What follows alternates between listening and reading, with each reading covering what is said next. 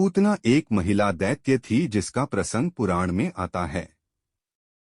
कंस ने मथुरा के राजा अपने पिता उग्रसेन से उनका राज्य छीनकर अपने अधीन कर लिया तथा स्वयं शासक बनकर अत्याचार करने लगा। एक भविष्यवाणी द्वारा उसे पता चला कि वसुदेव और देवकी का 8वां पुत्र उसके विनाश का कारण होगा। यह जानकर कंस व्याकुल हो उठा और उसने वासुदेव तथा देवकी को कारागार में डाल दिया। कारागार में जन्म लेने वाले देवकी के 6 पुत्रों को कंस ने मौत के घाट उतार दिया।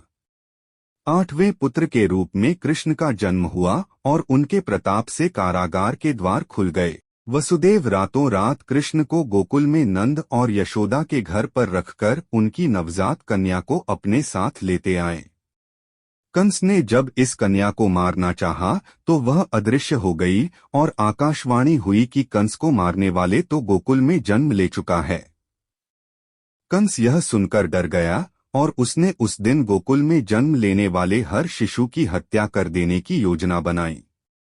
इसके लिए उसने अपने अधीन काम करने वाली अत्यंत कामुक स्वभाव वाली विशालकाय, लंबे लंबे बाल, लाल आंखें, पर्वत के समान बढ़े और कठोर स्तन, लंबी लंबी हाथें, बढ़े नितंब वाली पूतना नामक राक्षसी को किसी भी प्रकार से वध करने के लिए भेजा। वह सुंदर रूप बना सकती थी और महिलाओं में आसानी से घुल मिल जाती थी। वह कामेच्छा और मारने के उद्देश्य से अपने स्तन से स्तनपान के बहाने शिशुओं को विषपान कराना था।